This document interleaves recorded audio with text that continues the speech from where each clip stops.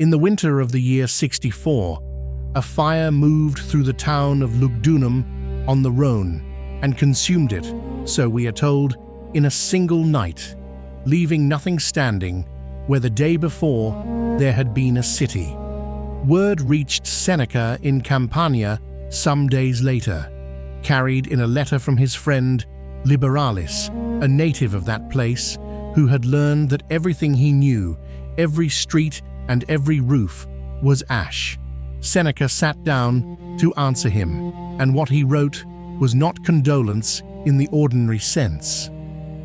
He wrote that Liberalis ought to have expected it. This is the 91st of the letters to Lucilius, and it is one of the strangest documents in the Stoic corpus, because it takes what any decent friend would offer, sympathy, and refuses it, and offers something else in its place. Seneca does not deny that the destruction of Lugdunum is terrible. He describes it plainly. A single night stood between a great city and no city at all. What he denies is that the destruction should have come as a surprise. Nothing that happens to a mortal thing, he insists, is unforeseeable if one has taken the trouble to foresee it. And this is the principle we will sit with today.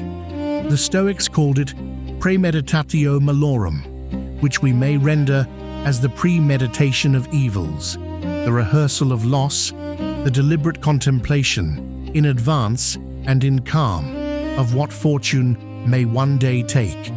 You have perhaps heard this principle described as pessimism, or as a kind of cheerless bracing for the worst. It is neither. It is not pessimism, because it does not predict. It prepares. It is not cheerless, because its aim is not gloom, but a curious kind of freedom. The freedom of one who has already, in imagination, walked through the fire, and who therefore, when the fire actually comes, is not undone by it. Seneca puts the matter with characteristic economy in the 91st letter. Nihil, he writes, nihil privatim, nihil publicae stabile est. Nothing is stable, whether in private life or in the life of the state. To live as if this were not so is to invite ruin twice over, once when ruin arrives, and once again in the astonishment that says, "But I never imagined." Let us reflect on what the principle actually asks. It does not ask you to dwell morbidly on catastrophe. It does not ask you to catalogue every possible harm and to shudder before each. It asks something more austere and more useful. It asks that you take from time to time the objects and persons and conditions of your life, the ones you assume will continue, and hold each of them briefly in the mind under the aspect of their impermanence. Your house, your work, the face of the one you love, your health, your good name, the city in which you live. Hold each in turn, not with dread, but with attention, and acknowledge that each is on loan. The Stoics believed that this small act, performed regularly and honestly, changes the quality of a life.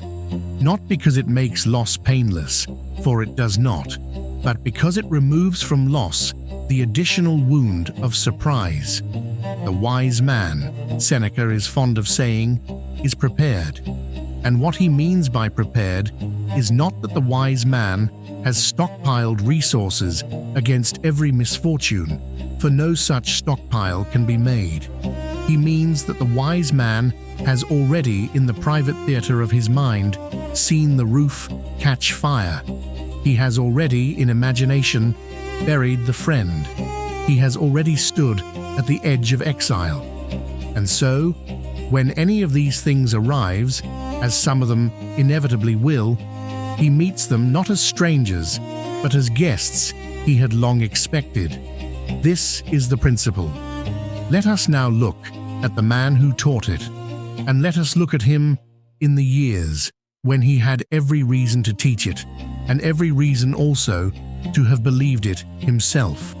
To understand why Seneca wrote so often and so insistently on the premeditation of evils, one must consider the shape of his life, which was from beginning to end a life in which the roof might catch fire at any moment, and did. He was born in Corduba, in the Roman province of Hispania, in the last years before the death of Augustus.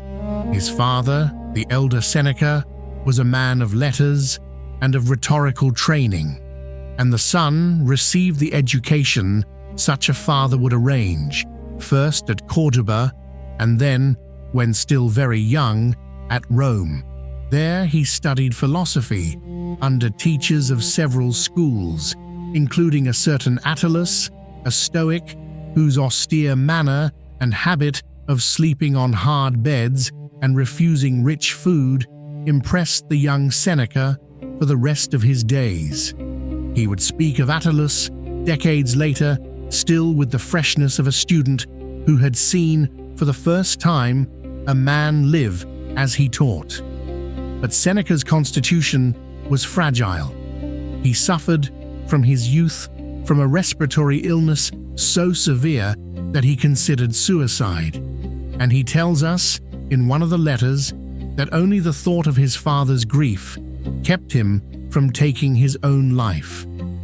He was sent to Egypt to the care of an aunt to recover his health, and he remained there for some years before returning to Rome to begin what would be, for a man of his class and training, the expected career, a career in the courts, in the Senate, in the service of the state.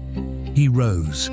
Under Caligula, his oratorical brilliance nearly cost him his life, for the emperor, we are told, envied it, and would have had him killed had not one of Caligula's mistresses intervened with the suggestion that Seneca was so consumptive he would soon die on his own. Under Claudius in the year 41, Seneca was accused, on charges that were almost certainly false, of adultery with the emperor's niece, and was exiled to the island of Corsica, where he remained for 8 years. Consider the shape of those 8 years. A man in the prime of his intellectual powers, torn from Rome, from his family, from the practice of his profession, deposited on a rocky island at the edge of the empire, with no certain prospect of return. He wrote, on that island, some of the works that have come down to us, including the Consolation addressed to his mother Helvia, in which he attempts to persuade her that his exile is not, in fact, the calamity she takes it to be. He wrote also the Consolation to Polybius, a document more troubling to modern readers, in which he flatters the emperor's freedmen in what appears to be a bid for recall. The Stoic on the rock was also a man who wished, very badly, to come home. He came home. In the year 49, through the influence of Agrippina, the new wife of Claudius, Seneca was recalled and appointed tutor to her son, a boy of 12, whose name was Lucius Domitius Ahenobarbus, and whom history would come to know as Nero. When Claudius died, in circumstances that Roman gossip attributed to poison mushrooms, the boy became emperor at the age of 16, and Seneca, together with the Praetorian prefect Burrus, became one of the 2 men who effectively governed Rome. For the first 5 years of Nero's reign, the arrangement worked. The government was competent, even humane, by Roman standards, and Seneca, in his position of extraordinary influence, grew extraordinarily rich. He acquired, by various means, an estate that Tacitus estimates at 300 million sesterces. He owned villas and vineyards, and we are told 500 citrus wood tables with ivory legs, though this detail may be a later exaggeration. He was, at any rate, one of the wealthiest men in the empire, and he was also, at the same time, writing philosophical treatises on the contempt of wealth. The contradiction has troubled readers ever since. Seneca himself was aware of it and answered it in the essay De Vita Beata on the happy life by arguing that the philosopher may possess wealth so long as he does not depend upon it, that riches are permitted to the wise man, provided he holds them lightly and would surrender them without complaint if fortune required. Whether this answer satisfies is a matter for the reader to decide. What is not in dispute is that, in these years of highest fortune, Seneca was writing with increasing frequency and increasing depth on the premeditation of evils. The man with the most to lose was the man most insistent that everything could be lost. And then, of course, it was. Nero grew. The boy became a man, and the man became something worse. In 59, Nero arranged the murder of his mother Agrippina, and Seneca was involved at minimum in composing the letter of justification sent afterward to the Senate. In 62, Burrus died, and Seneca, sensing that his position had become untenable, asked to withdraw from public life. Nero refused the request formally, but allowed him in practice to retire. Seneca gave up his estates, or offered to, and retreated to his country properties, and it is in these last years, from 62 to 65, that he wrote the letters to Lucilius, the 124 surviving letters that constitute, together with the Meditations of Marcus Aurelius, the greatest surviving monument of Roman Stoicism. In the year 65, a conspiracy against Nero, the Pisonian conspiracy, was uncovered. Seneca's name was mentioned on evidence that was thin, and Nero, who had long wished to be rid of him, ordered him to take his own life. He did so in the manner Tacitus describes at length, opening his veins in the presence of his friends, dictating final words to secretaries, dying slowly because his old body had little blood left in it. He had, if we are to believe his own writing, rehearsed this moment for many years. Now we may ask, with some seriousness, whether the rehearsal helped.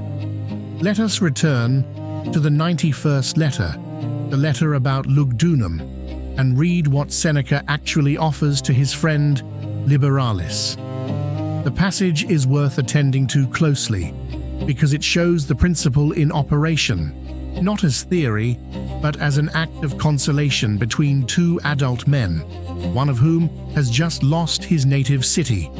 Cogitandum est, Seneca writes, omnia posse fieri. It must be thought upon that anything may happen, and a little later, quicquid fieri, potest quasi futurum cogitimus.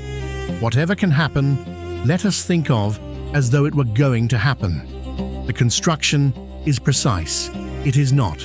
Whatever will happen, prepare for it, which would require prophecy. It is, whatever can happen, hold in the mind as if it were going to, which requires only honesty about the nature of the world. Seneca then makes the argument that unexpected evils strike harder than expected ones. Ipsa enim, he says, se magnitudine consolatur. A calamity, when foreseen, is in some measure consoled by its very magnitude, because we understand that we are participants in a general condition, not victims of a personal singularity. The city that burns is one city among many that have burned. The friend who dies is one mortal among the mortals.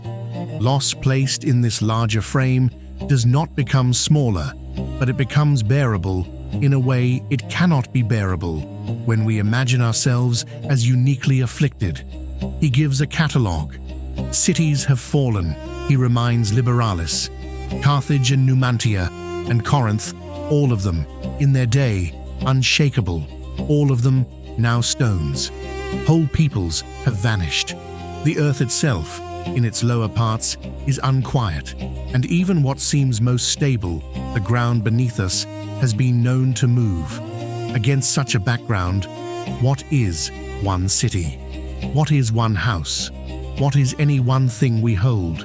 The catalogue is not intended to depress. It is intended to place the reader inside the actual condition of the world, rather than the imagined condition in which our particular losses are exceptions. This is what Seneca had been doing, in his own mind, for decades. Consider the 24th letter, where he writes of the fear of death, and advises Lucilius to rehearse death daily, quotidi meditar.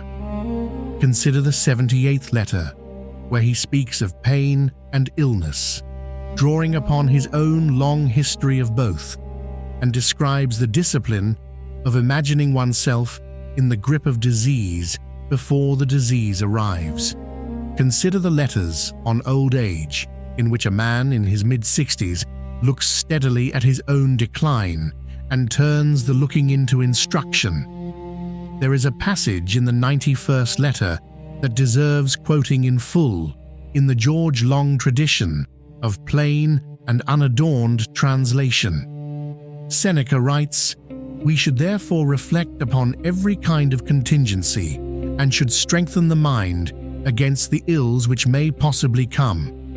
Exile, the tortures of disease, wars, shipwreck, we must think upon. Chance may tear you from your country, or your country from you, may banish you into a desert, may make this very place, in which the crowd suffocates itself, a solitude. Let us place before our eyes the whole condition of human life. If we do not wish to be overwhelmed and stunned by rare events, as if they were unprecedented, we must think of fortune more largely than we do. Think of fortune more largely than we do. This is perhaps the whole of the doctrine in a single phrase. Most of us think of fortune narrowly.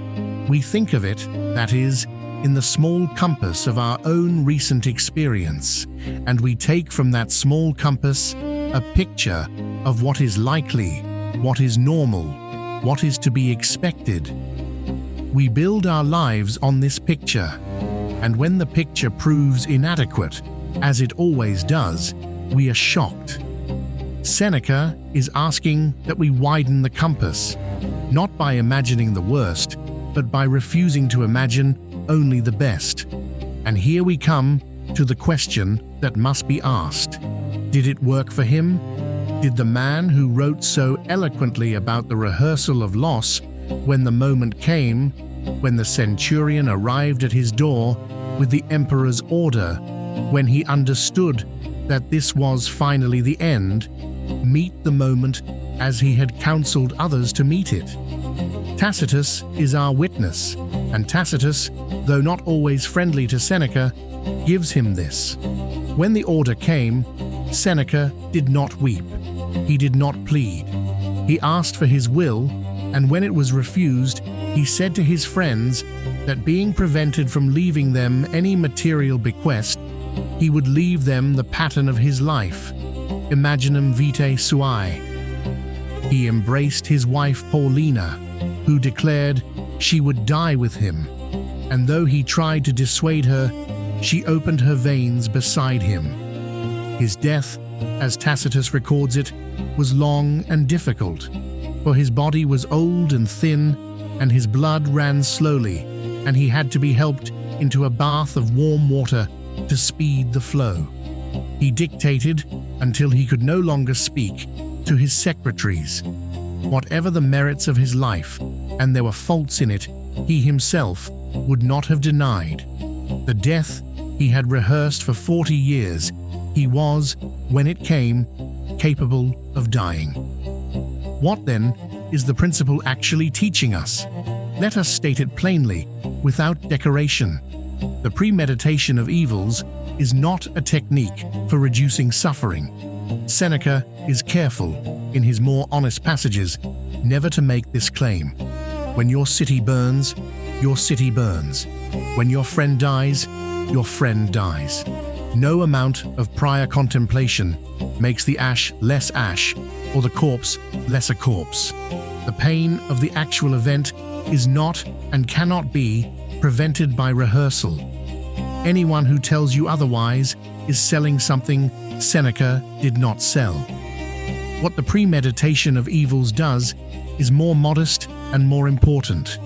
It removes from suffering one particular component, the component of astonishment. When we suffer a loss we have not, even in imagination, considered possible, we suffer twice. We suffer the loss itself, and we suffer the collapse of the picture of the world in which the loss was not supposed to occur. The second suffering is often greater than the first, and it is entirely optional. It comes from a failure of imagination that could have been remedied, and that the Stoic proposes we remedy in advance. This is the first thing the principle teaches, that the wound of surprise is separable from the wound of loss, and that the wound of surprise can be spared us if we will do the work. The second thing it teaches is subtler. When we hold, in the mind, the possible loss of something we love, we are also, in the same act, more fully seeing that we love it. The father who considers, briefly and honestly, that his son is mortal is not damaging his love for his son. He is, in a certain sense, meeting his son more truly, meeting him as the mortal creature he actually is, rather than as the immortal creature we lazily assume all our beloveds to be. Seneca says somewhere, and Epictetus repeats it, that when you kiss your child, you should say to yourself, "Tomorrow you may die." This sounds cruel. It is, in fact, an instruction in the fullness of the kiss. The kiss given to an assumed immortal child is not the kiss given to a mortal one. The mortal kiss is deeper. The third thing it teaches concerns our relation to fortune itself.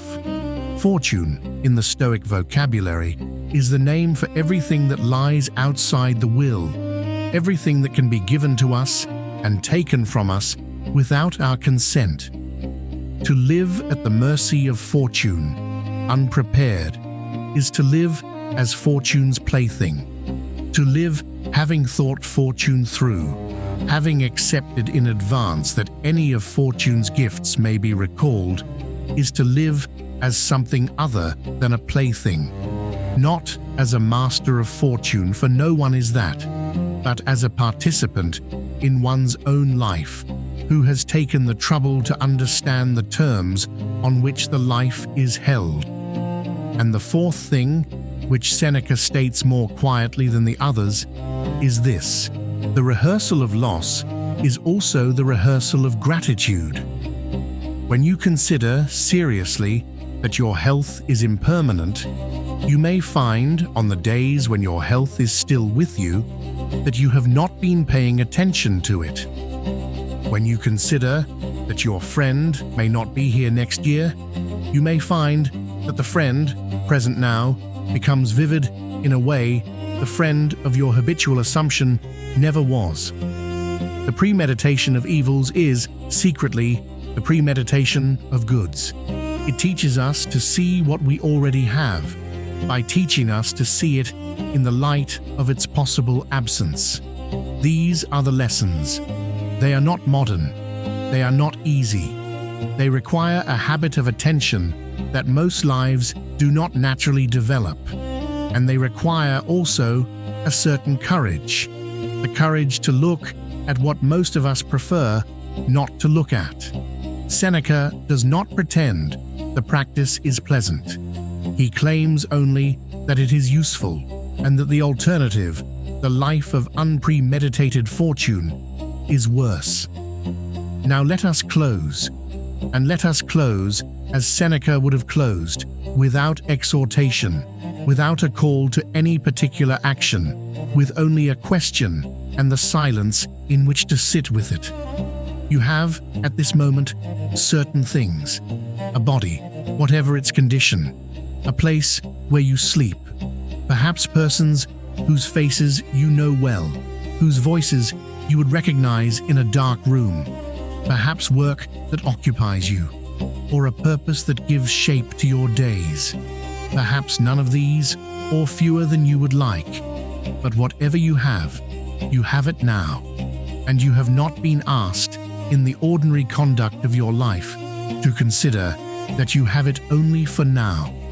Seneca is asking you to consider it, not with dread, not with the hollow performance of gratitude that self-help sometimes counsels, only with honesty, to take one by one the goods of your present condition, and to see each of them under the aspect of the truth about it, which is that it is held on loan, that it may be recalled, that no clause in any contract of your life guarantees its continuance beyond the present hour.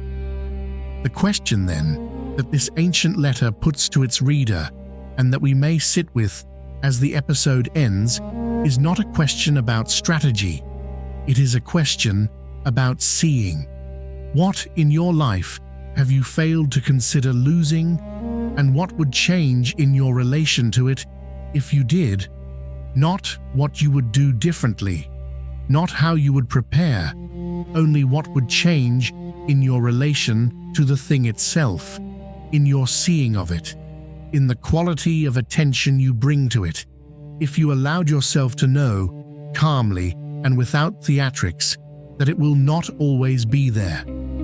Seneca, writing to Liberalis about the ashes of Lugdunum, believed that this act of seeing, performed in advance and in stillness, was among the most important acts a human being could perform. He believed it in the years of his exile, and he believed it in the years of his wealth, and he believed it, we may hope, in the last hour when the warm water was brought, and the veins were opened, and the secretaries stood by with their tablets. Whether he was right is a question you may take with you, and answer if you answer it at all, not in words, but in the manner of your looking, tomorrow, at whatever is still there to be looked at. Veil.